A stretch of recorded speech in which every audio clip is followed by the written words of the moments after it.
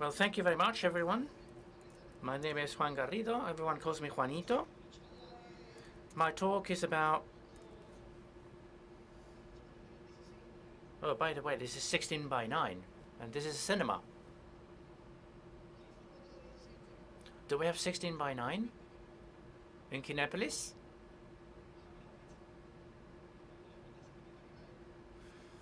That's my face on there, in there. So, Juan Garrido, everyone calls me Juanito.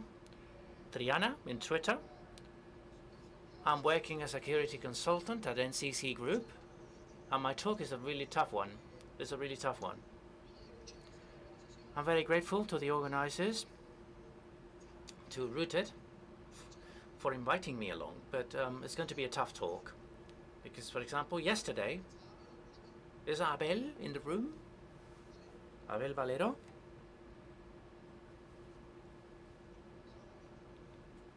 I cannot see anything from here.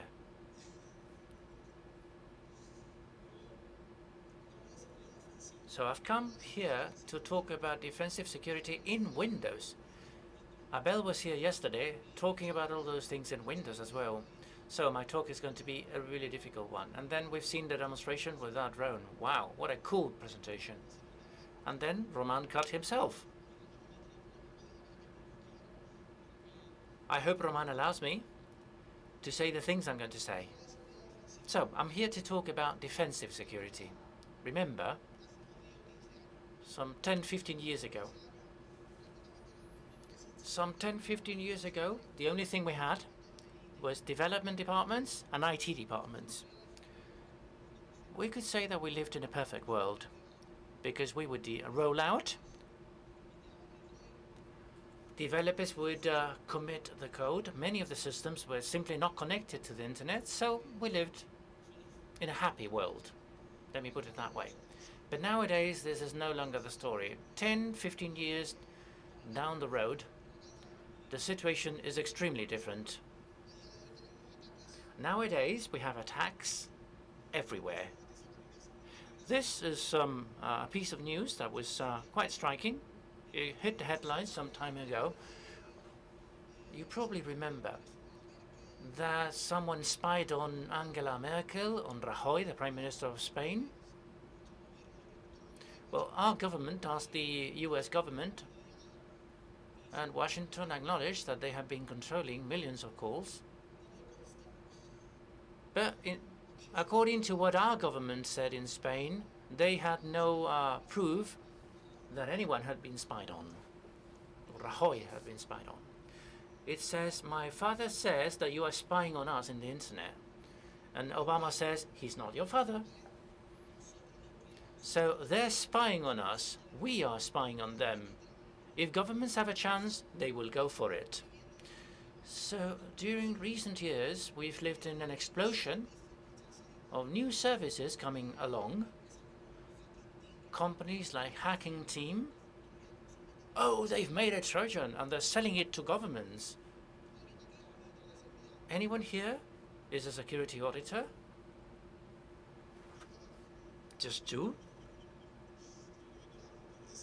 I don't think so. Is this a medical conference or what?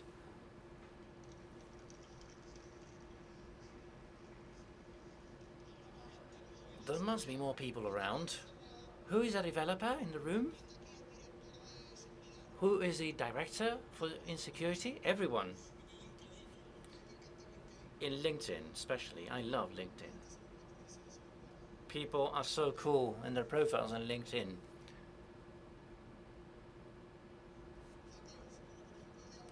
How about hacking Ashley Madison? Remember?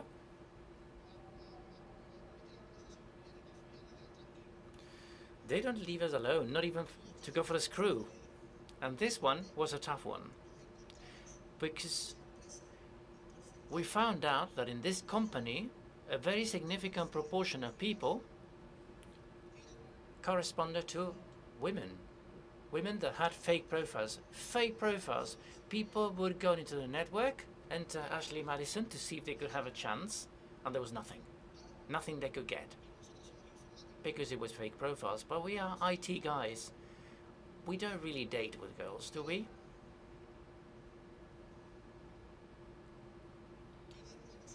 So we have to love ourselves, basically. Well, not even to love ourselves are we left alone with things like the like Cryptolocker and that stuff. So we have lots of problems. This is a big bummer. Anyone here having problems with Cryptolocker in their company? Anyone paid? Obviously, everyone will say no. There's people out there that pay, because as things stand, there are so many variants for which keys are unknown. We have a big problem in our hands, and we need to protect the data. We need to protect the data inside our company, inside our corporation, because for us, or for the majority of people working for companies, the most important thing is our salary check. At the end of each month, if we don't get our check, we have a problem. If we are not paid after 2 months, we have a fucking problem. But if they steal the data from the company, they do have a big, big problem. And then we have hackers and security auditors. There must be lots of you doing auditing. Just a question from me. How do you feel when you get a root account in the system and you get granted access to everything?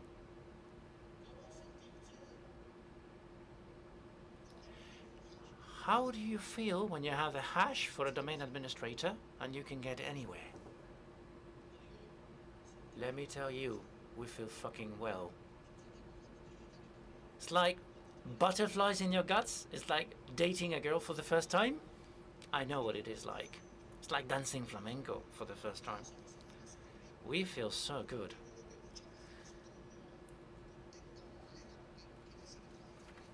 But what makes us feel that we've done a really good job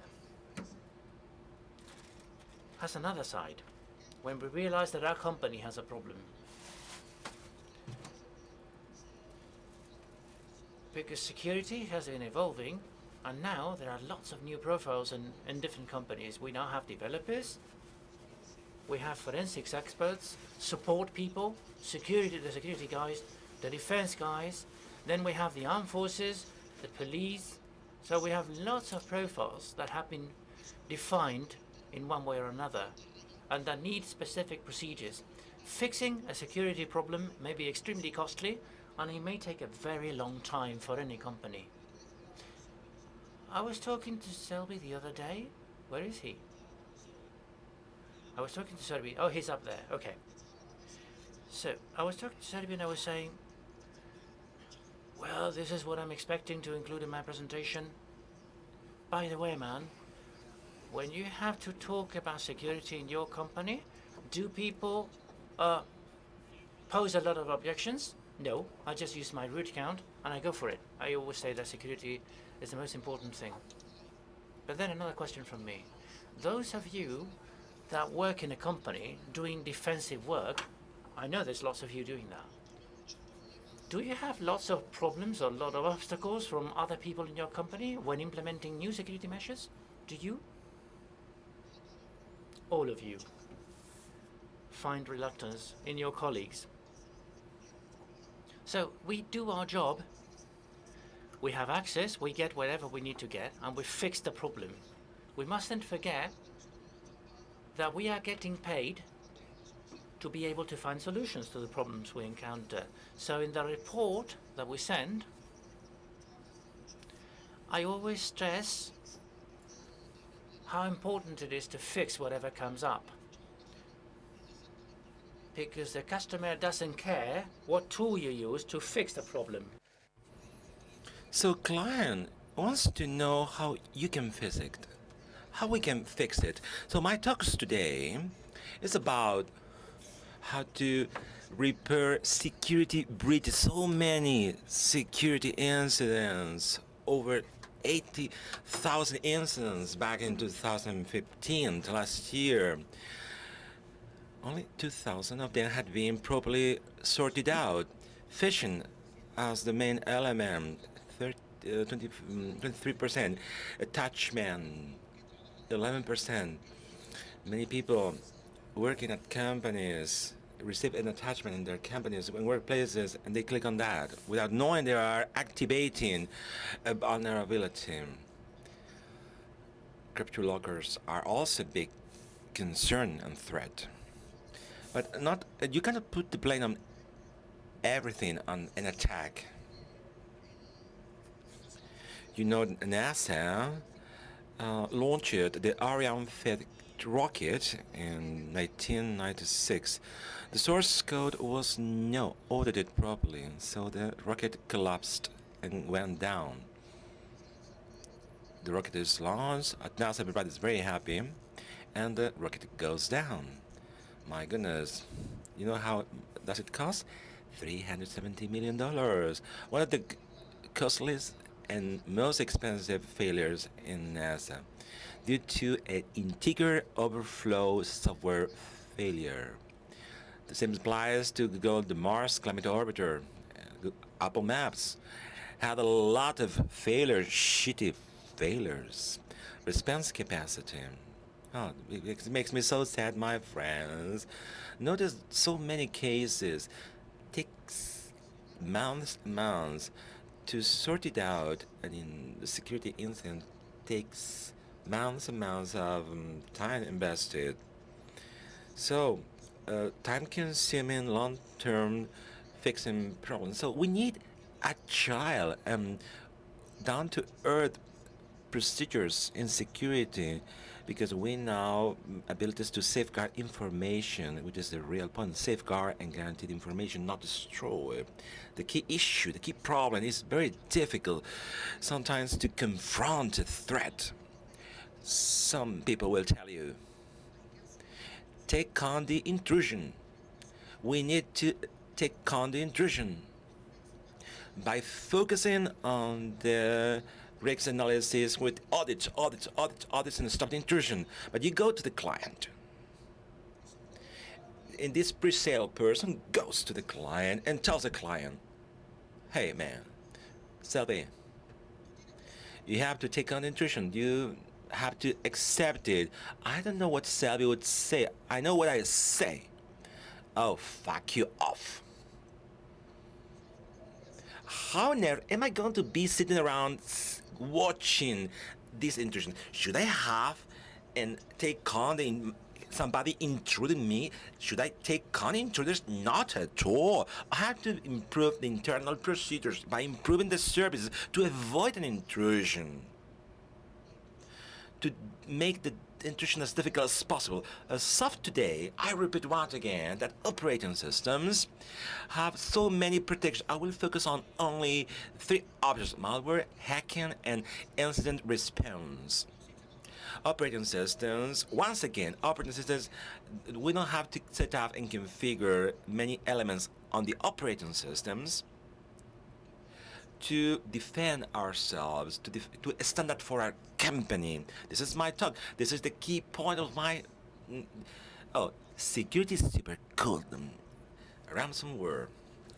Within ransomware, this company, many people calling me because of ransomware at their home places, at the households, and at the corporate level. Even the CNI, that is Spain's intelligence center, released a document to protect ransomware with security measures. Last year, an increase, because the business model makes so much money. So this increase means that many antivirus companies have considered ransomware one of the biggest threats in 2015.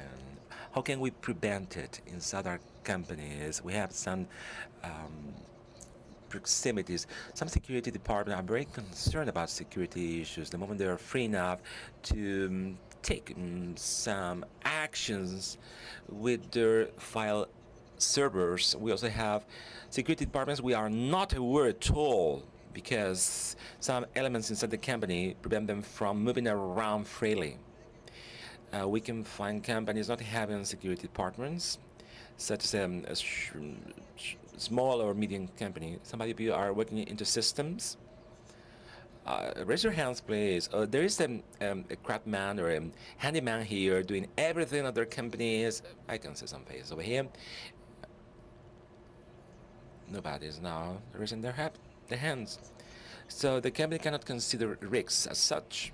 There are some companies that say, okay, I'm vulnerable, I'm invincible, or some companies consider there are no risks at all. For instance, let's focus on the data. Let's protect data and data, not only with backups. Windows and Microsoft have certain services that you are paying for with your licenses. So file servers with Microsoft, you have the FSRM, File Server Resource Manager, paid with a license based upon metadata internally included. Metadata are an element which is very good for companies if they are used properly. Based upon File Server Resource Manager's metadata, and Max applies regularly in that files. Should there be any user trying to sneak in some files onto somebody, you can do as well. It's action reaction.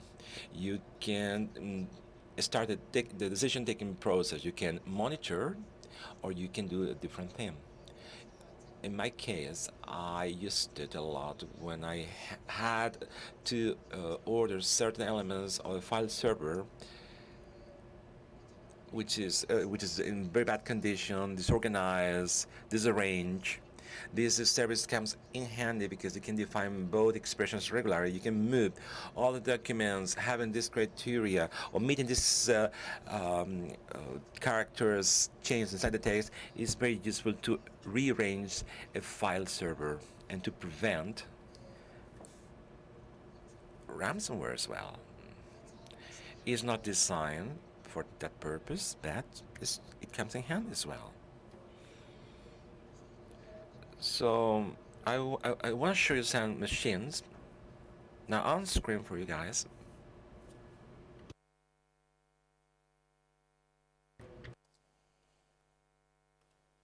Y esto lo tengo yo montado en un Windows Server 2012, por ejemplo.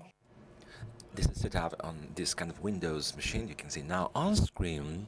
I'm gonna set up 3 machines. This is my client. Now it's going to be infected for this case study purpose. When I created this demo, when I prepared this demo in Triana, Andalusia, southern Spain, and I got these virtual resources compressed in T writing. I got in the malware forum. Please give me a Cryptolocker. You know the rest of the story. Difficult situation back at the time. For instance, you can get a file server with several shared resources.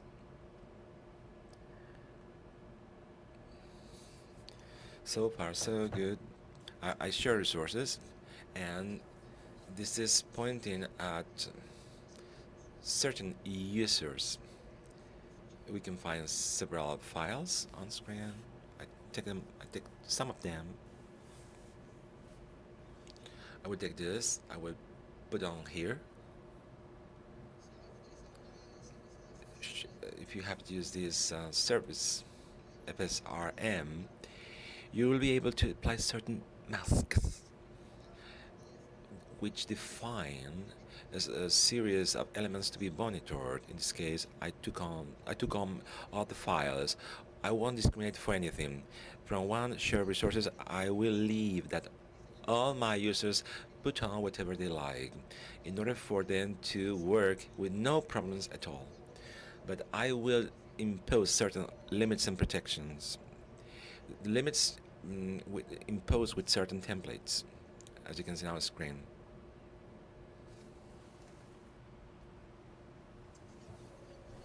Here, we can define a template in which players insert all the files, and there is an option and allow the user to introduce, and I won't do anything else. But if you find something, you can send me an email.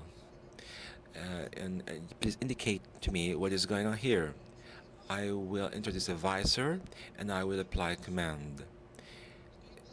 Here we can be more or less restricted. I opted to be more restricted in the event of finding certain issues. In this case, I apply a script, the kill user session, which takes the user and eliminates all the privileges that user has on that file server. In the worst case possible, I may have IT cool. Hey man, I cannot access the file server, man. Then I apply it on to when here we can see now on screen. I had a question. I can apply it over the hard disk directly, but I opted to apply it on a shared resource hidden, which is hidden. In this hidden shared resource, I only have a text file with anything, empty. But I have defined the shared resource with a underscore. Why? Because by default on Windows, the buffers folder by default Windows go up down. If the Cryptolocker developer uses the AIPIs from the operating system, will tell the system, please scan files. Windows malware will do it from up to down, taking my very first folder. I got my empty file here.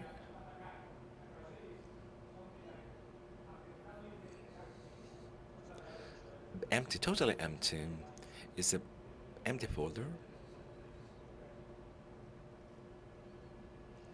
So far, so good. The same applies here. Just except for this file, please don't get on my nerves. This translates into the fact that if we have a user which is my Pepito,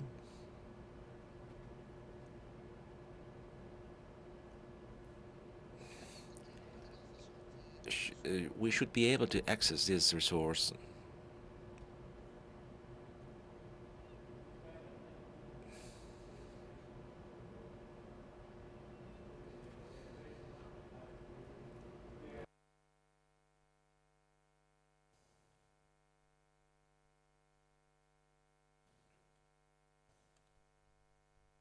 Bueno.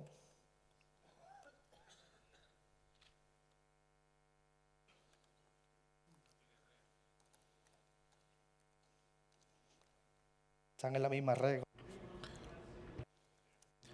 You are on this very same network, my fellow. Oh, this is the demo moment going on. ¿Qué pasa aquí, colega? What's going on here, buddy? What's going on here, buddy?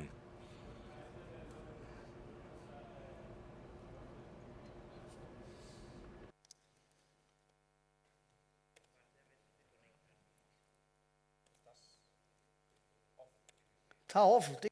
Oh, this guy is off.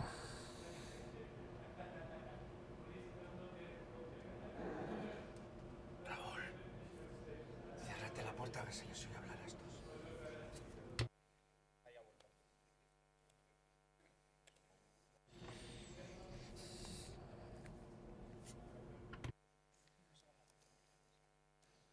Ahora. We got it now. What's going on here, man? No idea.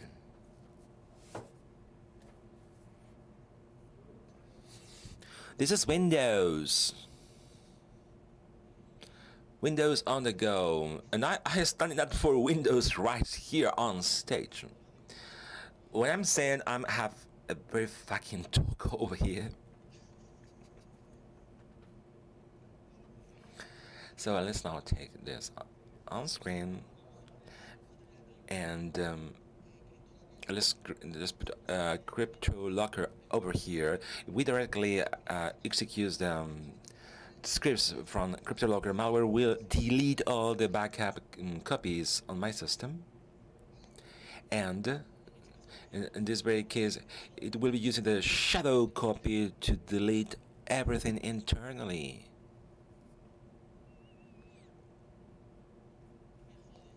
Oh, it has screwed up all my files.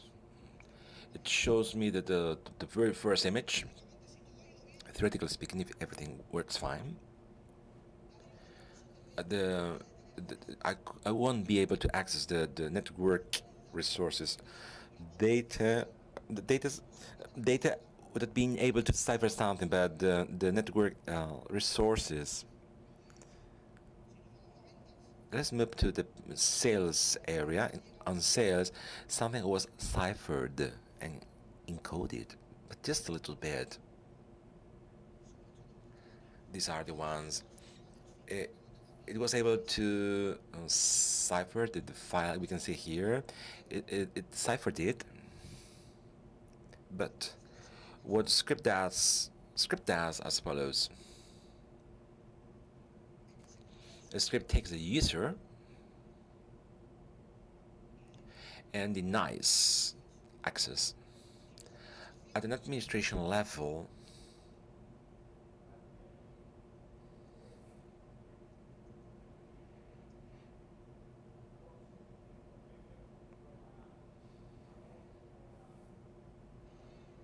I'm sleeping, I'm snoring. It goes through optical fiber.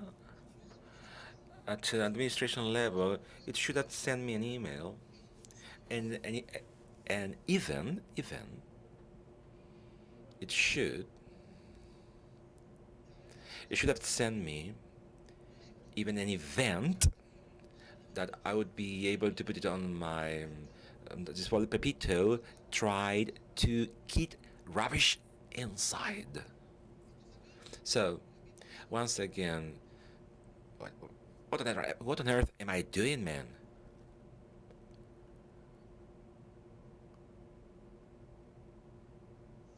Service is stopped. I will send an email, by the way.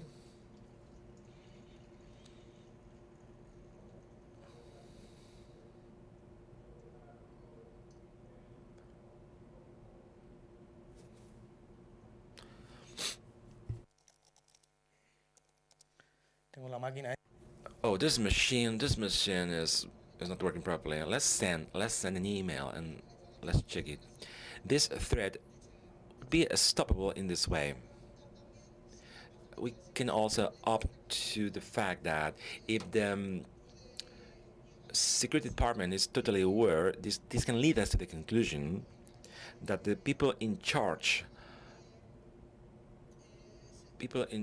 I can't find the word, people in charge of, people responsible for eliminating these threats inside the company, we here can filter out. We can create max with the extension of Cryptolocker. I tried it, I checked it out in some companies. I tried it in, like I said, in some companies, and in the variant this part is better because it will give us many more positive falses, but we can eliminate this type of false positives. Now, authentic code. As of today, but over the past 20 years, we can sign the executables. Those processes onto the system can be digitally signed on Windows. This is a certificate language application with a signing authorization with somebody with the authorization to do so. We compute a hash inside the certificate and the operating system based upon some rules you have defined. It will be able to define based upon that hash if the file and the process has been modified or not. Certificates are used for a full range of purposes, not only for signature for SSL, sign BitLockers, applets, suffering, creation of drivers. And on Windows is defined through the policy. You can see on the screen flag cell sign policy. Based upon this policy, we'll be able to increase or diminish the way this operating system is going to execute certain processes onto the system. So, for this purpose, the operating system needs to differentiate what belongs to Windows per se, what belongs to Microsoft or third parties per se, my application, not your application. Based upon these things, several levels have been defined, plus other levels which, for future purposes, are there. For instance, if the operating system has an unchecked level, the same applies if you introduce a sign or not sign process. If you introduce or insert an authentic code, the operating system will only execute processes signed digitally with the authentic code from and by Microsoft. Level 8, the operating system will only execute processes owned by Microsoft and signed by the Microsoft certifying authority. And so on applies to the next levels. Let's move on to an operating system such as 8.1.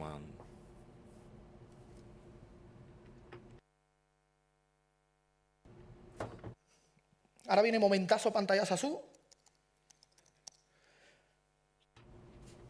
Now the blue snapshot moment. We can see now this box. We can execute it.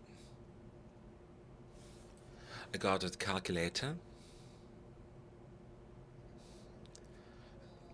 The calculator is the very first thing I removed for making exploits.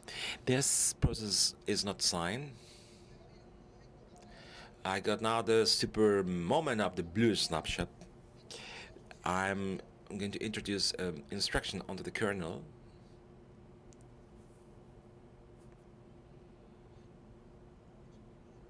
I will enlarge this image for you to see it properly. Vamos a decirle que coja. Please take the symbols directly from the root. Previously downloaded from the internet. And directly I inserted what I want to all see. Through this policy, thanks to this flag, we will define how the operating systems will operate. We modify the memory on the fly, super blue snapshot moment. If we modify and we put it on the 4, now the operating system will be only able to accept processes signed with authentic code. And we execute the put.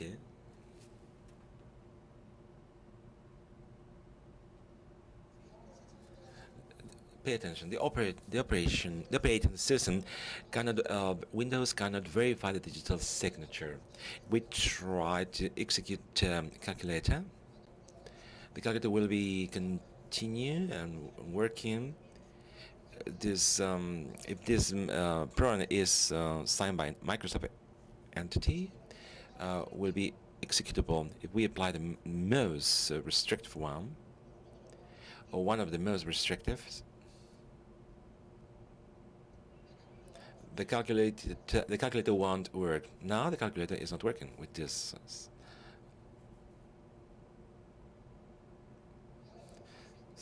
Depending on how you define the policy I mentioned before,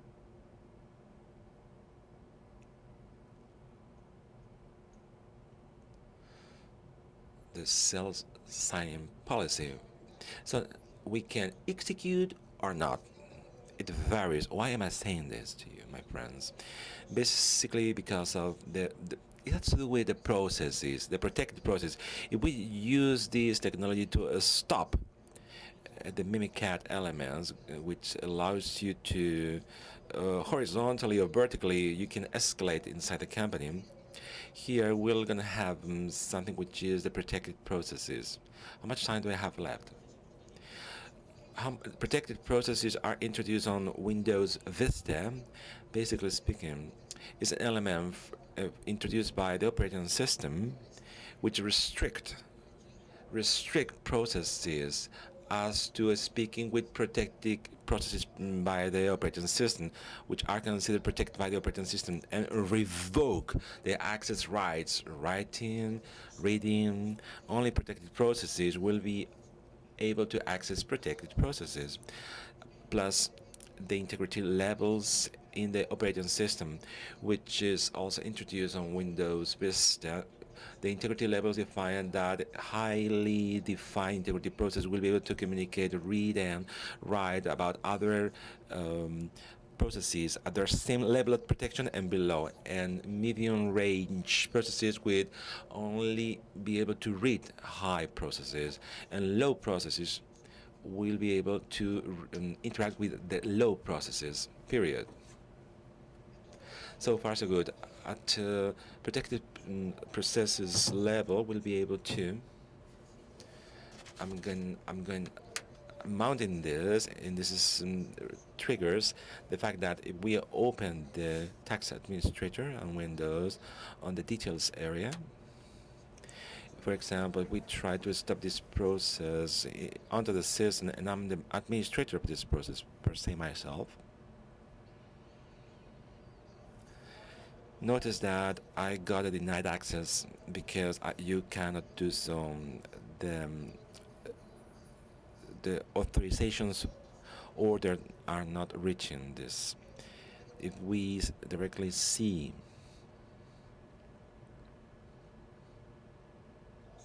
how this behaves at the kernel level, if we take the process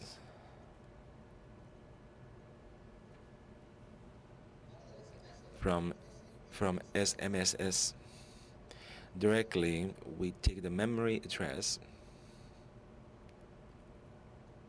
and we ask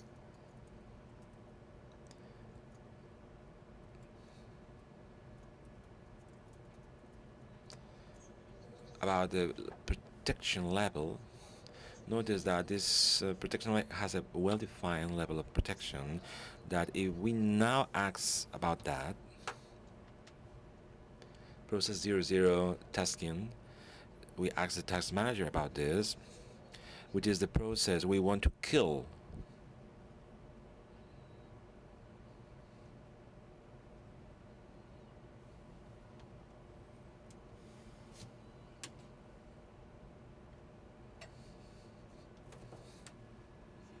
Notice now, this has one level of protection, and this is missing one level of protection. If we do the same with the process explorer, even though we are doing that with all the levels as administrator, not having this level of protection, they cannot communicate in between. This results in the fact that if we can stop the minicat in the company, we want to minimize this kind of attacks.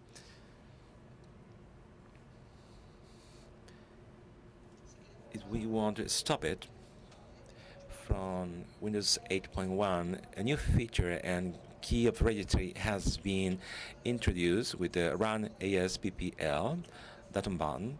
We are telling the operating system that in everything referred to the local security authority managing the credentials of the operating system. If somebody is asking in the memory directions where the credentials are cached, don't let it go unless they are signed process with certain characteristics here. Discussions start about the Mimikatz creator and systems people. The Mimikatz creator says, okay, you can take Mimikatz, sign it with an entity who knows the operating system or trusts it, and it's done this way. But this will be for APT attacks where people are spending some money and they have their process well signed.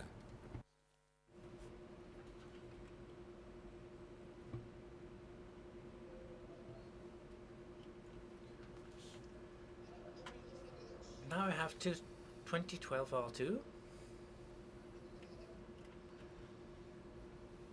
I think I have the time. If I do this here, Mimicat.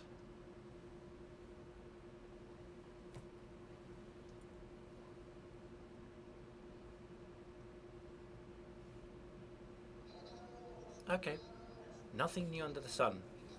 Directly using Mimikatz in server 2012, we can do this. But if we enable the registry key,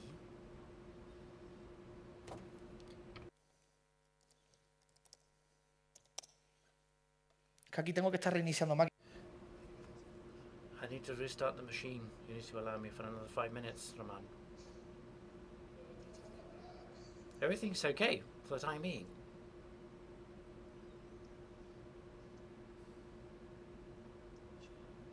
My talk is very complicated.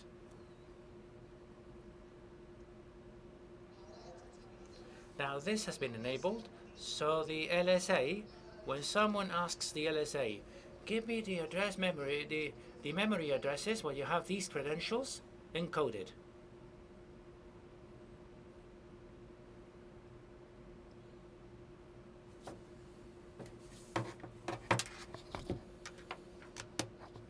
So debugging privilege. Okay, take a look at this. The system here is giving it 05, which is access rejected. Okay, too bad.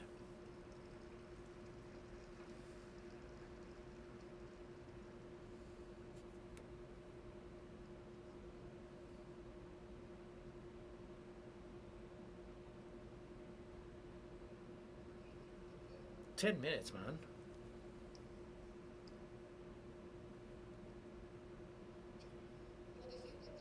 Protection against exploits. We have a lot. We have ASLR, DEP, UEP, MIC. The registry goes into a number of keys so that there's no code injection. And there's no exception abuse. The system, the operating system, by definition, any operating system, cannot go into those exceptions that are not managed by a developer.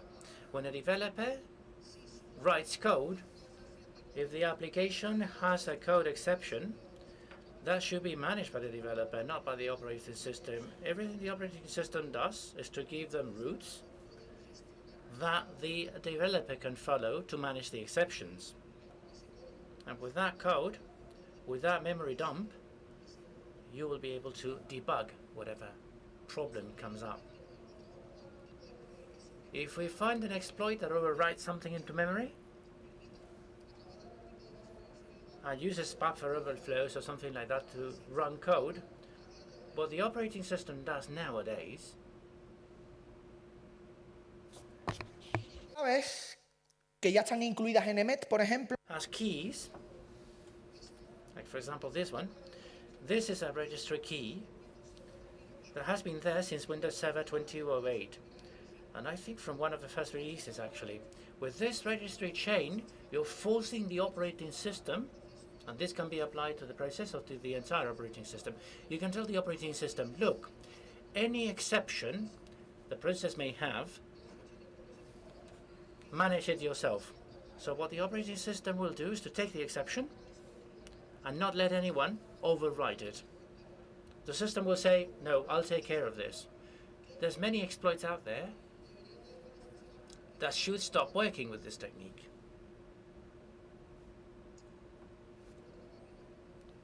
So I open up another VM.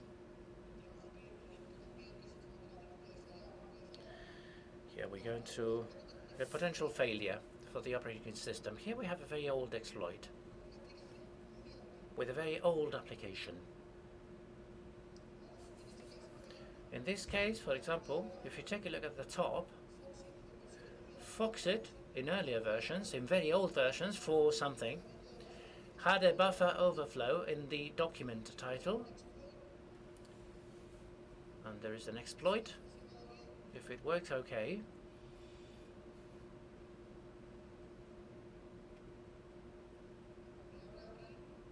opens up a gate that we can use.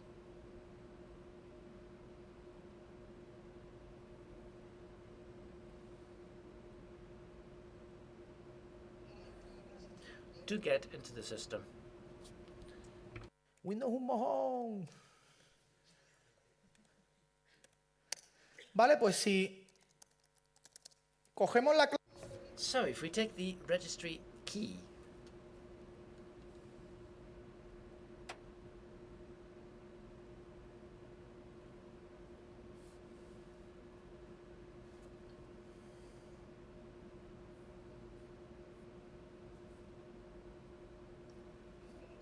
and we enable it,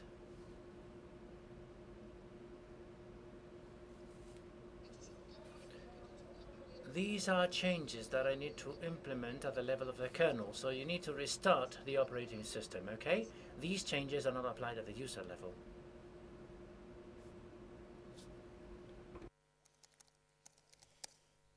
Fijaos que cuando yo ahora, supuestamente, So in theory, when I start the exploit,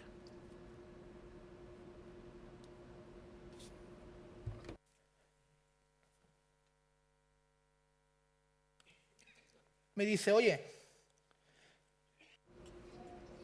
it tells me there is a process in Windows which is the one in charge of caching that exception.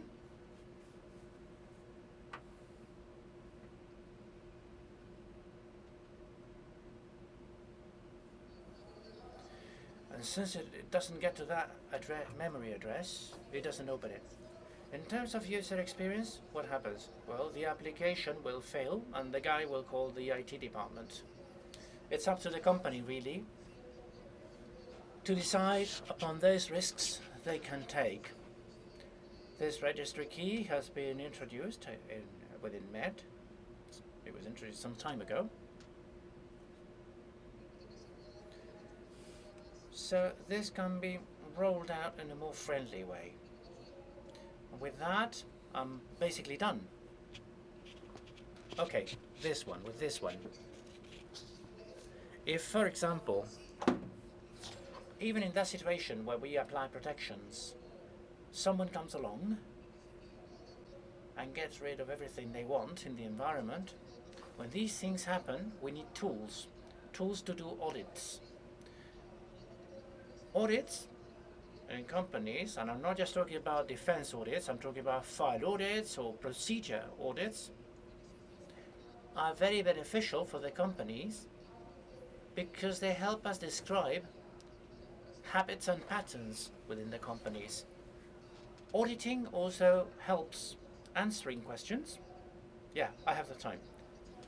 They also help us give answers to questions which otherwise we couldn't give answers to. Why not? Well, because we don't have the answer, or because they don't give us the answer. For example, we may launch now a question, an open question, to you. I'm sure I will get no answer from anyone. For example,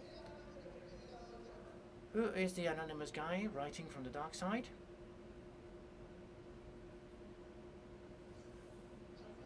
There's one there, but I cannot see his face.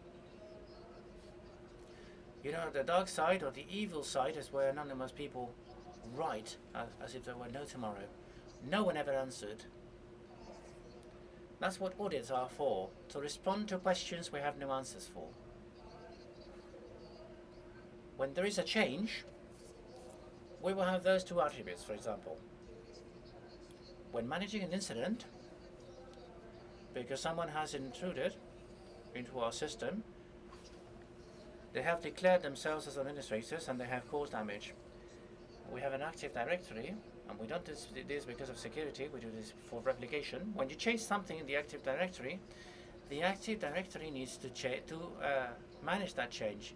When we have an Active Directory replied in different locations throughout the world, the Active Directory needs to know when a user has been added to a group and when a user has been deleted. But this is not for security purposes. This is one of the features in the service in order to do replication properly. So these characteristics can be applied to define or to hunt down the attackers or to just give responses to the questions. I designed a tool last year, which I have upgraded in the last few months, because it was very buggy. It's called Voyeur. You've probably seen it before. It allows me to do a number of things. It allows me to, for example,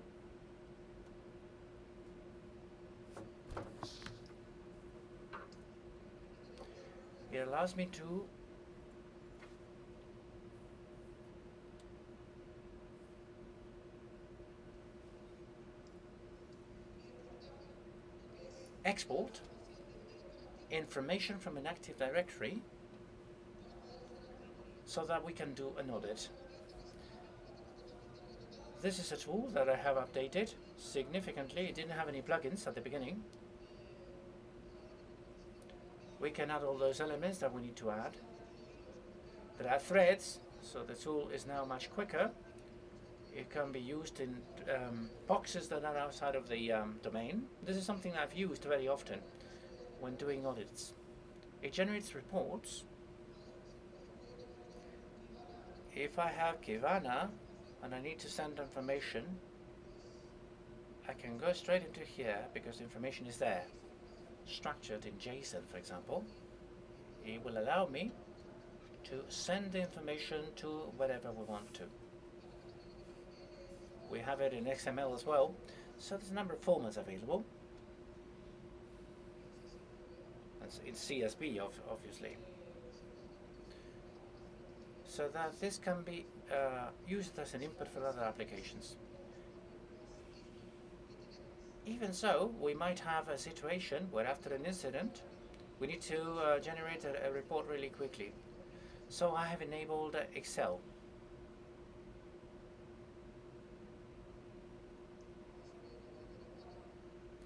Let's go the auditor pato, duck in Spanish.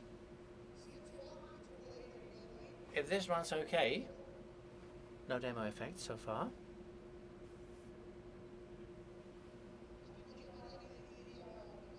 Here we would get a call and they would say, what the hell are you doing? So we would respond, well, we're generating a report. How long will it take? 3 weeks. Then we would sit down, get a coffee, get a drink. So with this, what you can do is to generate the report really quickly to any client. A report delivered by Pato, where you include a number of things automatically. User volumetry, a chart of privileged users, leaks in group policies. Well, you can include whatever. At the administrator level, we will have a list of all the changes implemented in that Active Directory. For example, we can take a look at this. We can take a look at this. This is a user that at a certain point in time, on the 16th of February, someone called Evil User got into the enterprise admin group. So we can give an answer to our client because they need an answer. They need an answer badly. So this is what we can provide them with. We can check privileges.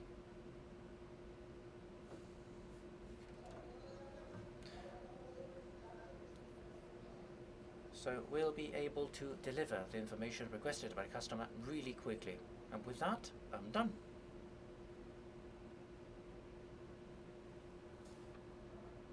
Okay. Operating systems are highly configurable. You have lots of services that allow you to have them signed. And then conclusions and a report. Mitigation measures. We need to underline this because this is what clients will acknowledge very clearly. They will acknowledge our expertise because in many situations this is a big problem. What else could I say? Defensive security is so cool.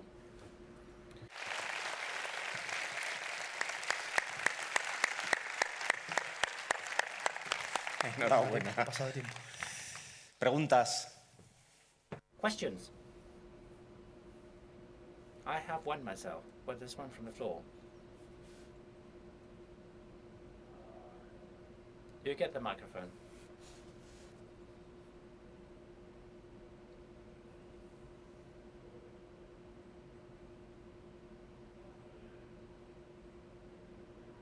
Well, first of all, thank you very much. Oh, thank you for listening.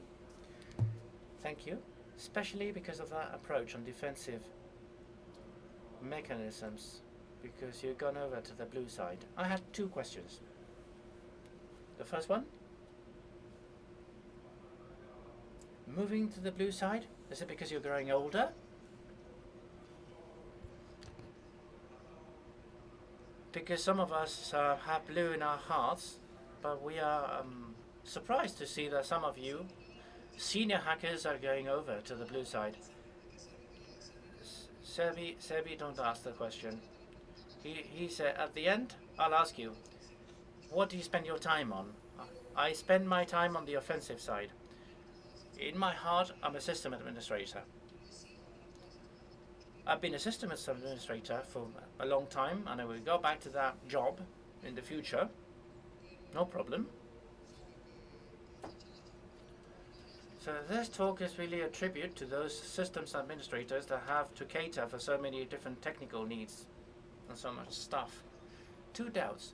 The data you got from the Active Directory were from the log.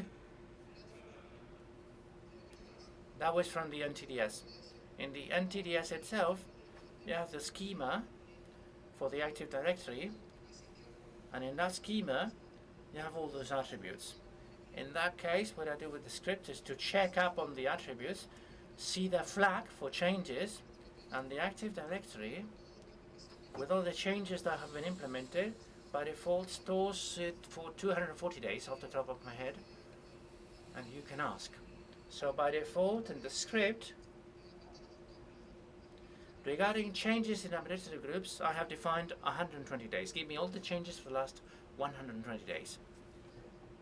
And all of these utilities will be published. You'll publish them? Yes, in fact, I published the tool, but with a much earlier version. That was very buggy. I'm now revamping the tool. It will be published in 2 months. And those scripts you showed will be published as well, yes. And finally, on the blue side, when you have those type of tools, how do you tackle the IT departments when you approach them? Well, in incident response, things are simpler because the system has been hacked.